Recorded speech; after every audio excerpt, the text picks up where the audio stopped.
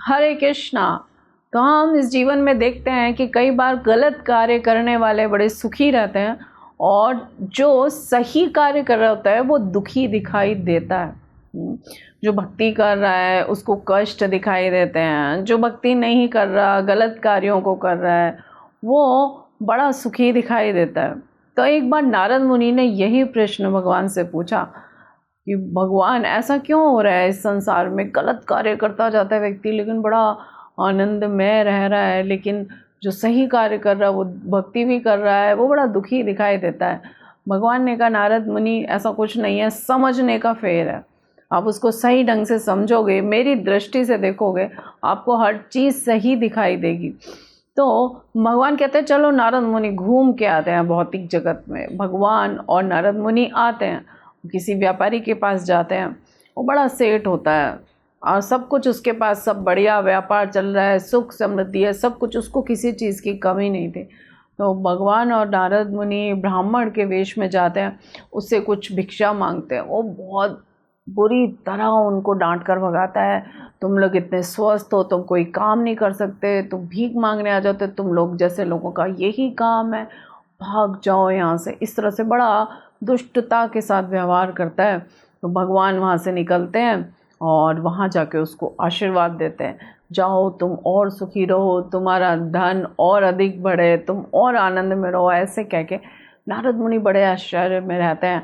वो सोचते हैं चलो कोई बात नहीं, आगे चल के देखते हैं, हम मुझे समझ आएगा, हो सकता है क्यों कहा भगवान ने। ऐसे जाते हैं तो एक बूढ़ी माता जो एक झोपड़ी में रहती है उनके पास जाते हैं और उनके पास एक गाय होती है और उनकी सेवा कर रही होती हैं। जब इन दोनों को देखती हैं बड़ी आनंदित हो जाती हैं, खुश हो जाती हैं कि उनके घर में ब्राह्मण आए अतिथि के रूप में। उनको आराम से एक चारपाई पे बैठाती हैं और कहती हैं कि चलो मैं आपको गाय का दूध पिलाती हूँ, आप पीजिए, बहुत अच्छा रहेगा। ऐसे करके वो लोग दूध पीते हैं और बड़ा अच्छे से उनका स्वागत होता है बूढ़ी माता के साथ। वो भी बहुत खुश होते हैं, बहुत अच्छे से बात होती है। तो वहाँ से भगवान जब निकलते हैं तो वो आशीर्वाद देते हैं बूढ़ी माता को कि तुम्हारी गाय मर जाए बहुत जल्दी। अब नारद मुनि से रहा नहीं जाता, भगवान यही बात तो मैं कह रहा था, जो गलत व्यक्ति है उसको तो आपने आशीर्वाद दे दिया, कितना अच्छा। और इसको, ये बूढ़ी माता जिन्होंने इतना अच्छे से स्वागत किया, जो आपकी भक्त भी हैं, उनको आप ऐसे बोल रहे हो कि एक ही तो उनके पास गाय है, उसी से उनका जीवन यापन हो रहा है और वो भी मर जाए। तो भगवान हंसने लगे, बोले नारद मुनि तुम अभी भी नहीं समझे, जिसकी जिसमें आसक्ति होती है उसकी आसक्ति मैं उसमें बढ़ा देता हूँ।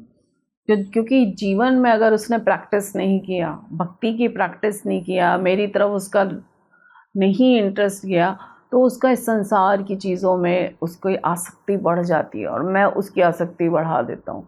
बूढ़ी माता की आसक्ति मुझ में है। अगर उनकी गाय नहीं मरती तो अंत काल जब आएगा तो गाय में आसक्ति उनकी रह जाएगी, जिसके कारण वो मेरा नाम नहीं ले पाएंगी, मेरे पास तक नहीं आ पाएंगी।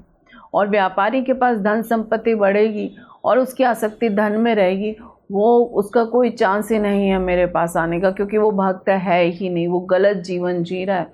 तो इस संसार में रहना कष्ट में, वो इसी संसार में रहेगा। लेकिन बूढ़ी माता मेरा नाम लेके मेरे पास आ सकती है।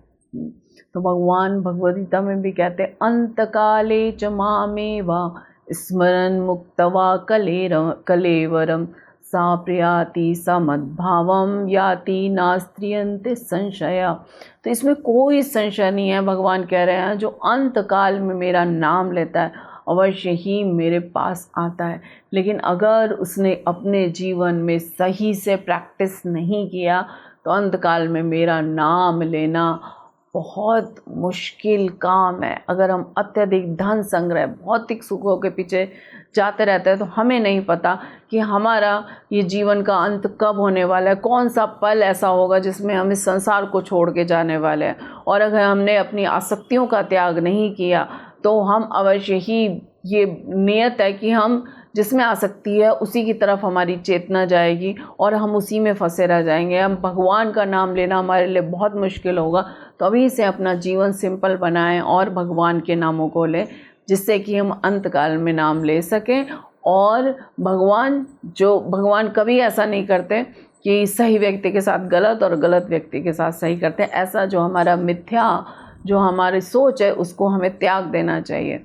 भगवान जो उनके भक्त हैं उनका स्पेशल ध्यान रखते हैं, लेकिन ये बात उस वक्त हमें नहीं समझ आती। तो लेकिन हम भगवान की कथाओं को सुनेंगे, उनका श्रवण करेंगे, तो हमें भगवान की लीलाएं, उनकी योजना सब समझ आने लग जाएंगी। हरे कृष्णा। ऐसे ही और भक्तिमय कार्यक्रमों के लिए देखिए हरे कृष्णा टेलीविजन, और इसे प्राप्त करने के लिए आप अपने केबल अथवा DTH ऑपरेटर से संपर्क करें तथा और अधिक जानकारी के लिए आज ही डायल करें 7666 839 839।